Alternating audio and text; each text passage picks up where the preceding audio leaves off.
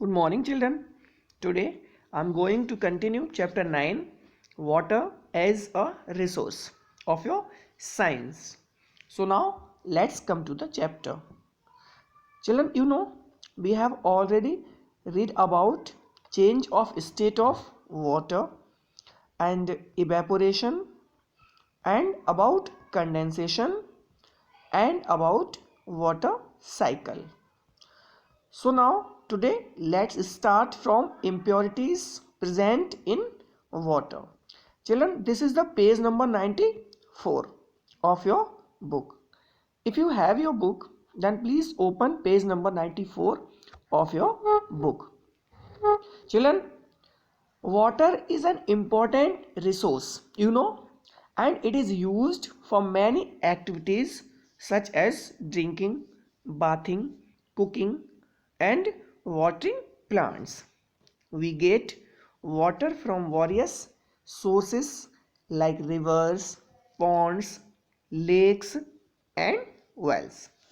The water contained in water bodies is not pure. Various substances present in water like dirt, mud, and sand make it impure. Seawater containing dissolved salts is also unfit for drinking.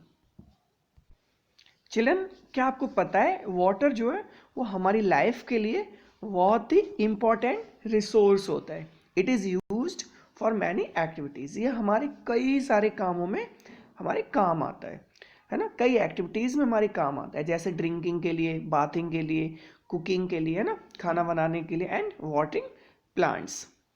इन सारे कामों में हमारे लिए सबसे ज़्यादा useful कौन है? हमारा water. Okay, we get water from various sources like rivers, है ना. हमें कहाँ से मिलता है ये वाटर? कई प्रकार के सोर्सेस हैं, वाटर बॉडीज हैं जिनसे हमें ये मिलता है, जैसे कि rivers, ponds, lakes and wells. The water contained in water bodies is not pure. जो वाटर इन वाटर बॉडीज में होता है ना, वो प्योर नहीं होता है. That is not fit for drinking, for cooking and many other activities. Various substances present in water like dirt, mud and sand make it impure. इसमें कई प्रकार की जो सब्सटेंसेस होते हैं वो इसमें घुले रहते हैं, जैसे डर्ट हो गई आपकी, mud and sand like other, है ना. मैनी अदर सब्सटेंसेस जो हैं वो इसमें क्या रहते हैं? घुले हुए रहते हैं, जिससे कि हमारा वाटर जो है वो क्या हो जाता है? इम्प्योर हो जाता है. सी वाटर कंटेनिंग डिसॉल्व्ड सैल्ट्स. सी के वाटर में क्या होता है? डिसॉल्व्ड सैल्ट्स. ऑलरेडी उसमें क्या घुला हुआ रहता है? सैल्ट घुला हुआ रहता है. Is also unfit for drinking. Sea water में क्या होता है? जो सैल्ट घुला हुआ उसमें घुला हुआ रहता है, इसी वजह से वो वाटर भी हमारे पीने के योग्य नहीं होता. The impurities present in water are of two types. How many types? Are of two types. First one is soluble impurities, and second one is insoluble impurities. The impurities are of two types. First one is insoluble and the second one is soluble. These two types of are types of impurities. The impurities which get dissolved in water are called soluble impurities. जो impurity, जो अशुद्धि पानी में घुल जाती है, क्या होती है? पानी में बिल्कुल घुल जाती है, वो क्या कहलाती है? Soluble impurity. क्या कहलाती है?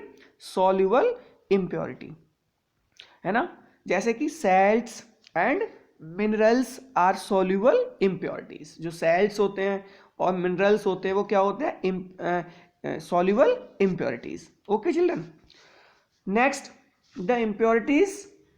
the impurities which do not get dissolved in water are called insoluble impurities.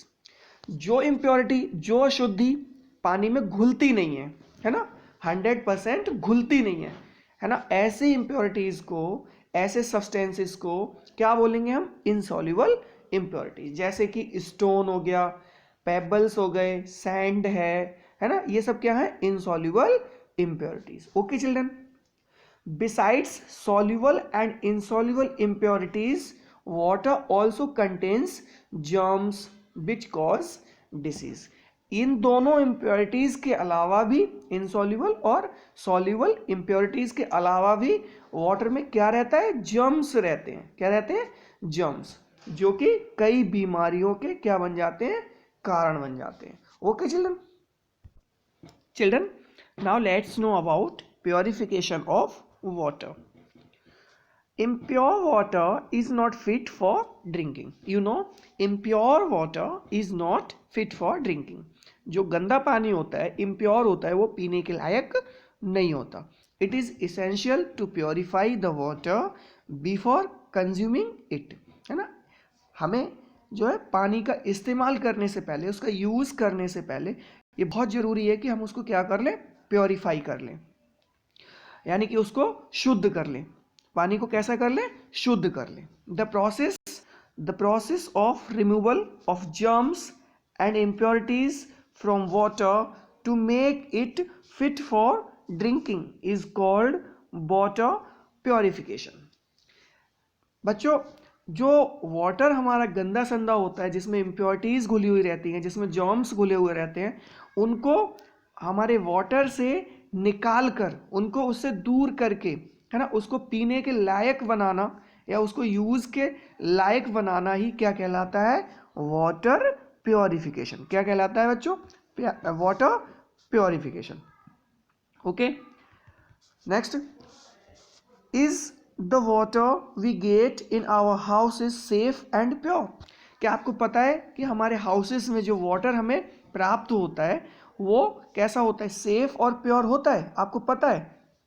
और do we need to purify it, क्या इस वाटर को जो हम लोग डेली यूज करते हैं हमारे घरों में, वो प्योरीफाई करने की जरूरत होती है? क्या उस वाटर को भी प्योरीफाई करने की आवश्यकता होती है? Water that is fit for drinking is called potable water. तो जो वाटर हमारे घरों में यूज किया जाता है, जो ऑलरेडी हमारे लिए फिट होता है, जो वाटर फिट होता है, यानी हमारे यूज के लिए, हमारे पीने के लिए जो वाटर फिट होता है, सही होता है, गंदा नहीं होता, उस वाटर को क्या बोलेंगे, पोटेबल वाटर। क्या बोलेंगे बच्चों, पोटेबल वाटर। ये देखिए क्या बोलेंगे, potable water. The methods that we use generally to make water potable are.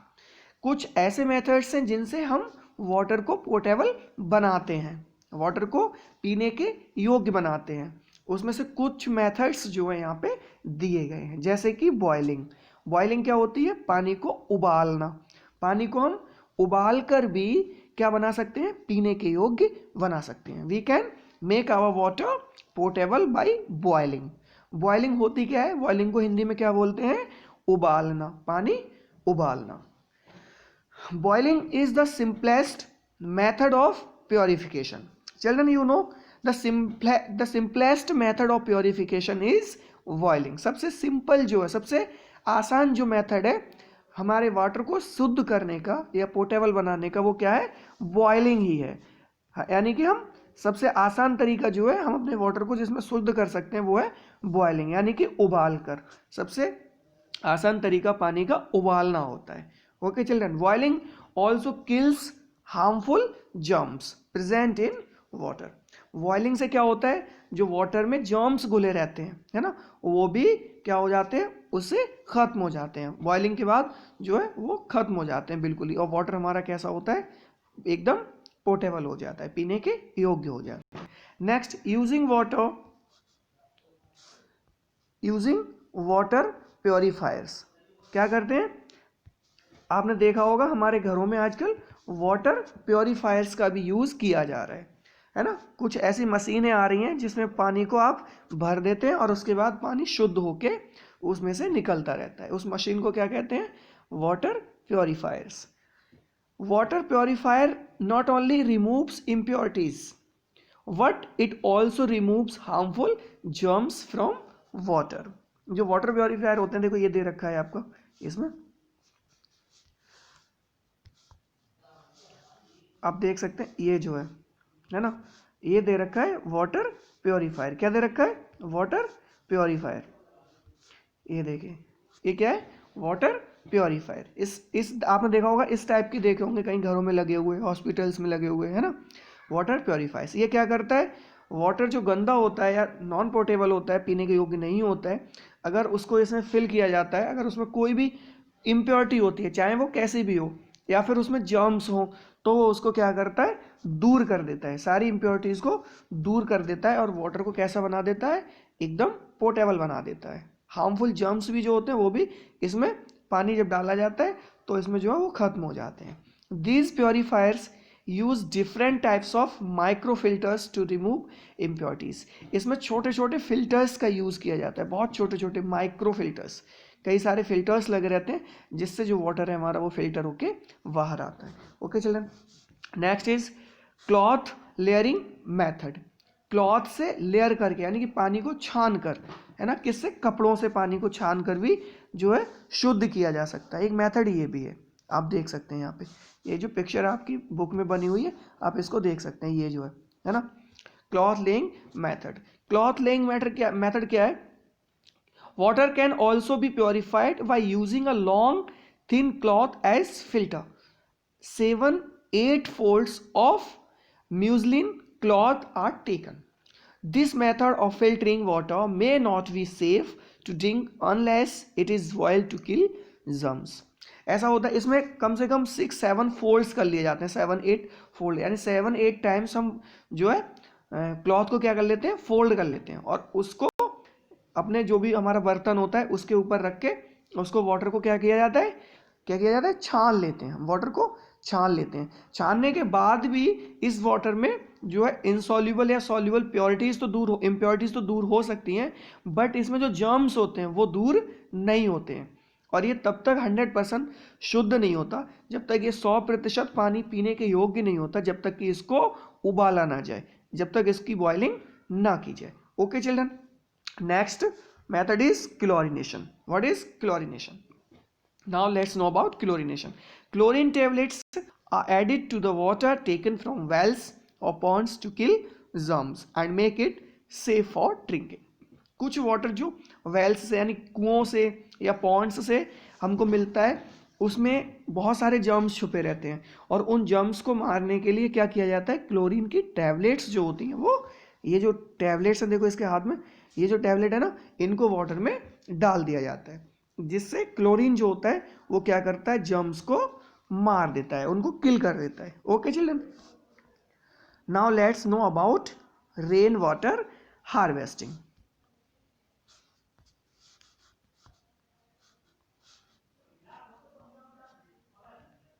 Okay children, now let's know about rainwater harvesting. What is rainwater harvesting children? Water is a precious resource. You know, water जो बहुत ही कीमती resource है. We should have it, we should save it and use it judiciously. Okay, rainwater is an important source of water. There is a technique for saving rainwater. This is called rainwater harvesting and we can use it for many purposes. Children, water जो है बहुत ही कीमती चीज़ है ना, हमें इसको waste नहीं करना चाहिए बिल्कुल भी, और इसको सेव करना चाहिए, हमें वाटर को बचाना चाहिए, और इसको बहुत ही मतलब किफ़ायती तरीके से इसको यूज करना चाहिए, है ना। Rain water is an important source of water. Rain water जो होता है, बारिश का पानी, वो भी बहुत ही इम्पॉर्टेंट होता है हम लोगों के लिए, और उसको हमें सेव करना चाहिए। There is a technique for saving rain water. Rain water को भी सेव करने की एक टेक्निक होती है ना, उस टेक्निक को ही क्या कहते हैं? Rain water harvesting. जो जब बारिश होती है तो बारिश का जो पानी गिरता है उसको सेव कैसे किया जाता है? मोस्टली देखा होगा हमारे घरों में पानी एकदम बरसने के बाद कहाँ चला जाता है? नालियों में, ड्रेनेज में चला जाता है, लेकिन उसको भी सेव करना चाहिए। उसको सेव करने का एक तरीका, एक प्रोसेस है, एक टेक्निक है, उस टेक्निक को ही क्या बोलते हैं? Rain water harvesting. Okay children, now let's know about rain water harvesting.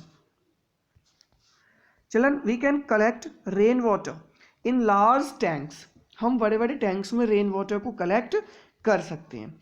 Installed on the rooftops, and we can also allow it to flow underground. This helps in increasing the level of ground water. This method of collecting rainwater is called rooftop rainwater harvesting, है ना. हमें छतों पे बड़े बड़े tanks लगा देने चाहिए, या फिर छतों का जो पानी आता है हमारे पाइप्स के द्वारा उनको जो है हमारी ज़मीन में अंडरग्राउंड कर देना चाहिए, है ना, जिससे कि वाटर जो है सारा का सारा अंडरग्राउंड चला जाए. आप देख सकते हैं ये पूरा का पूरा क्या दिया हुआ है, रेन वाटर हार्वेस्टिंग का एक मेथड दिया हुआ है. ओके चिल्ड्रन, आप यहाँ पे देख सकते हैं. Another method of collecting rain water is in form of underground tanks joined through pipelines. We can also collect rainwater in household water tanks.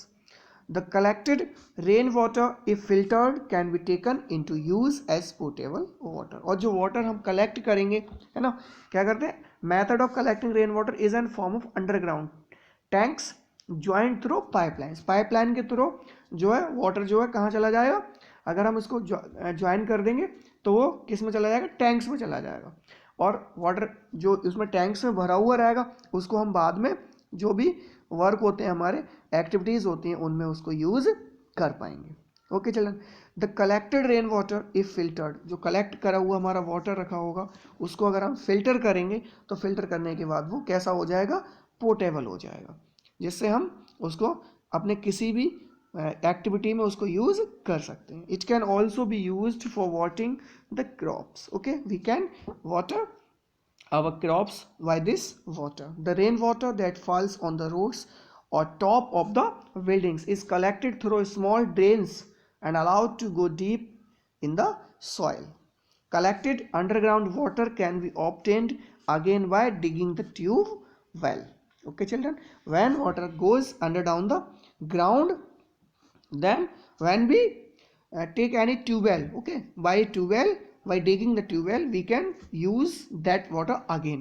जब जो वाटर पानी जो है अंडरग्राउंड चला जाएगा उसको दोबारा ऊपर लाने के लिए किसका यूज़ करा जाता है, ट्यूबवेल का. तो ट्यूबवेल के माध्यम से जो वाटर हमने सेव किया है, हमने ग्राउंड में भेजा है, उसको हम दोबारा से ट्यूबवेल के माध्यम से यूज़ में ला सकते हैं. Now children, your chapter is over and I hope you have understood about rainwater harvesting and water cycle and impurities and many other topics of this chapter. And if you have any doubt about this chapter, then you can ask me personally. I will give you proper answer. And now children, your chapter is over and I will send you the answer key of this chapter. Thank you children.